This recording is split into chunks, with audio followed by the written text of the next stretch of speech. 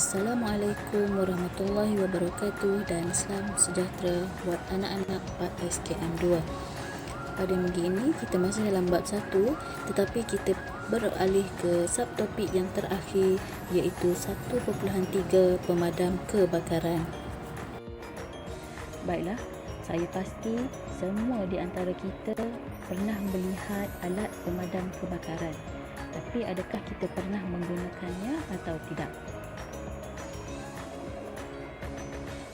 Apa itu alat pemadam kebakaran? Alat pemadam kebakaran ialah sejenis alat yang digunakan untuk mengawal atau memadamkan kebakaran. Terdapat 4 jenis alat pemadam kebakaran yang biasa digunakan, dan alat pemadam kebakaran dikelaskan berdasarkan medium pemadam kebakaran. Kita mungkin pernah melihat alat pemadam kebakaran di mana-mana tempat, termasuklah di sekolah.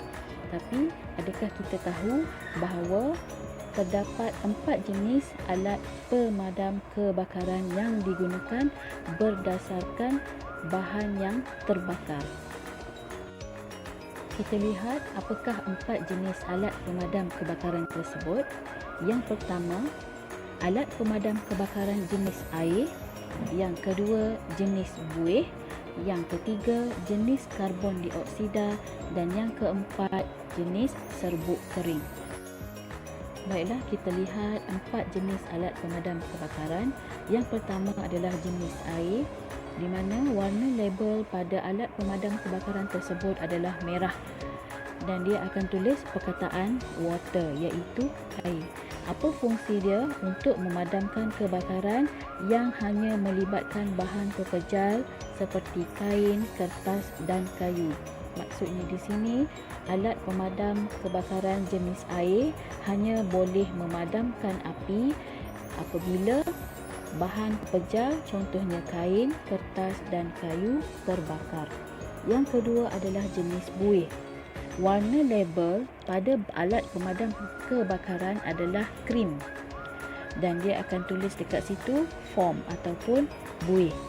Fungsi ia adalah untuk memadamkan kebakaran yang melibatkan bahan pepejal seperti kayu dan kertas, serta jenis cecair atau gas yang mudah terbakar seperti minyak, cat dan gas asli. Alat pemadam kebakaran jenis buih boleh memadamkan lebih banyak api pada kayu, kertas, cecair atau gas. Jenis yang ketiga adalah jenis karbon dioksida. Warna label pada alat pemadam kebakaran adalah hitam, dan dia akan tulis CO2 yang bermaksud karbon dioksida.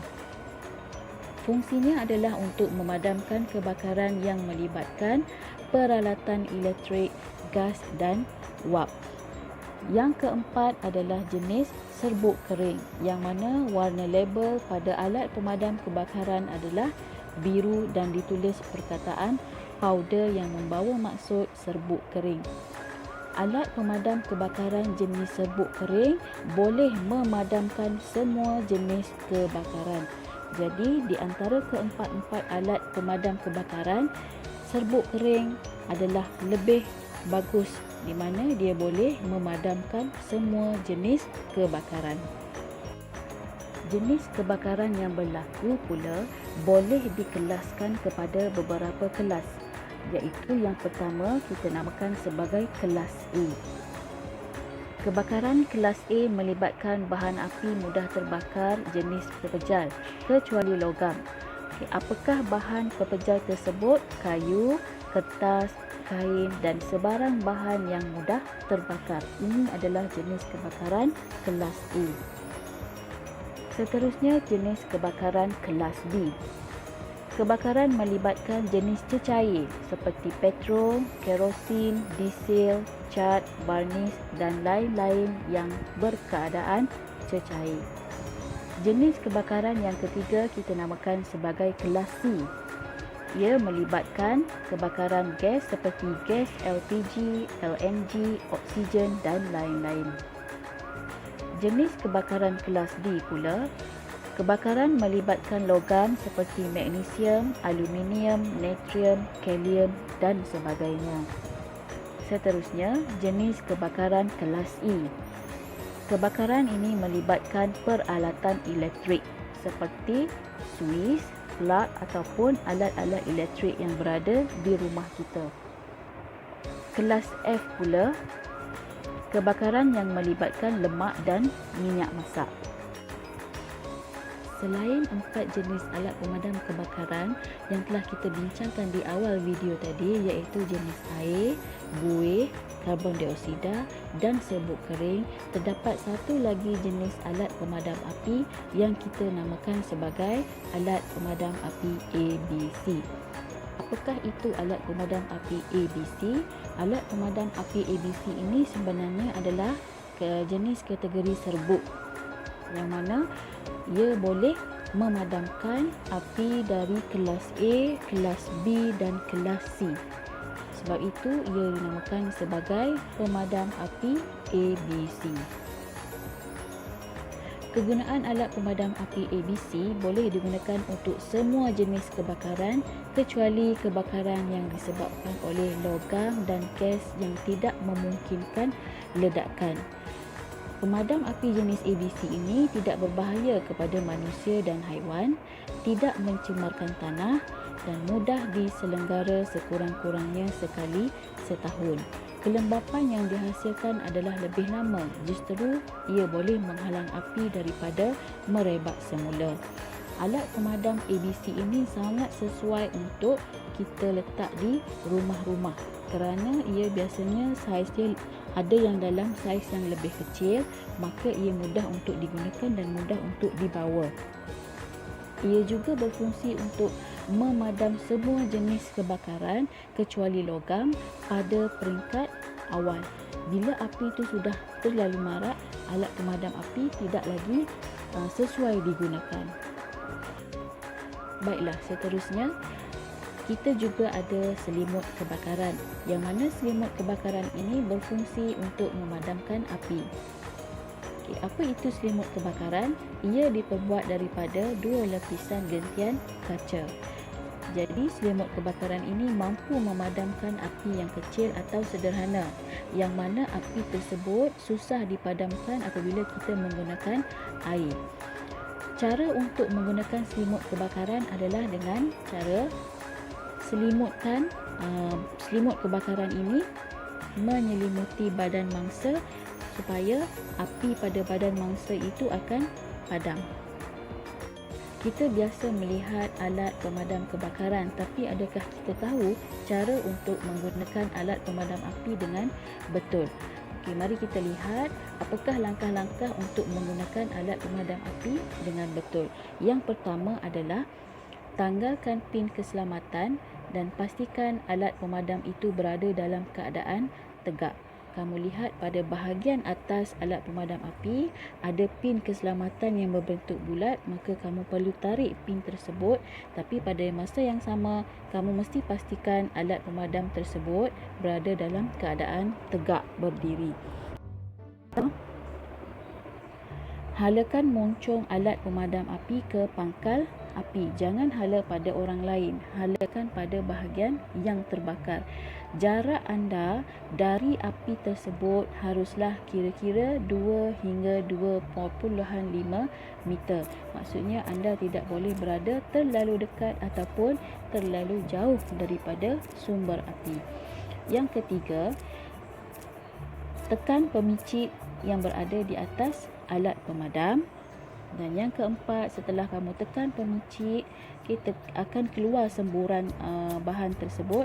Ratakan semburan itu ke seluruh sumber api dengan cara menggerakkan moncong alat pemadam tersebut dari sisi ke sisi. Kamu jangan hala ke satu tempat sahaja, tetapi kamu harus gerakkan moncong hos tersebut dari kiri ke kanan. Ini adalah langkah yang betul untuk memadamkan kebakaran. Sekarang kita lihat senarai semak ringkas panduan keselamatan kebakaran.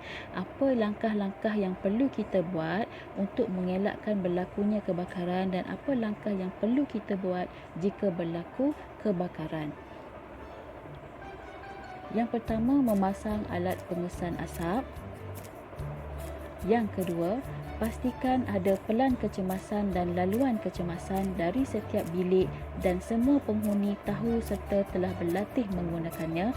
Pelan kecemasan ini saya yakin kamu pernah lihat di sekolah kita, yang mana jika berlaku kebakaran, kita ada laluan yang telah ditetapkan untuk kita keluar daripada bangunan tersebut. Yang ketiga, gunakan mentol yang sepadan dengan wat lampu supaya tidak akan berlaku lita pintas. Seterusnya, perkakasan elektrik yang menghasilkan haba mestilah diletak sekurang-kurangnya 1 meter dari tirai ataupun langsir, perabot dan apa-apa sahaja peralatan yang mudah terbakar. Elakkan mengecas peralatan elektronik di atas katil atau tanpa pengawasan, kerana kita tahu apabila alat ini berada di atas katil, dia boleh mengangkat, jika ada elektrik yang berlebihan, dia akan menghasilkan percikan api, dan apabila terkena kain cadar, ia boleh menyebabkan kebakaran.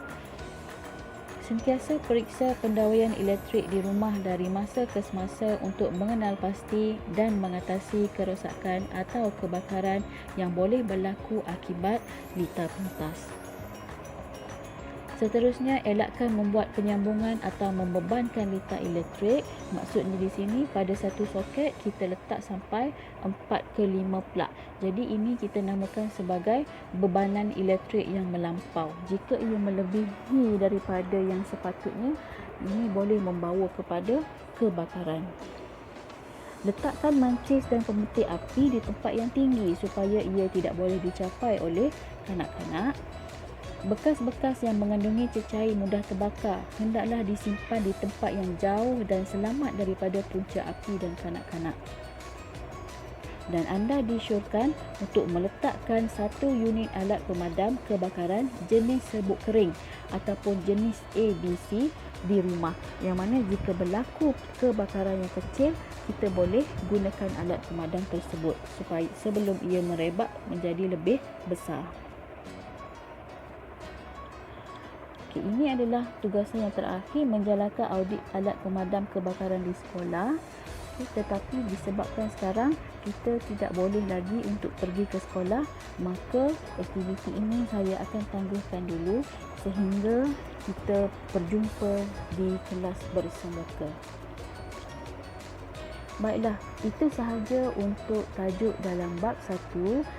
Saya harap semua pelajar boleh faham. Itu sahaja, sekian, terima kasih.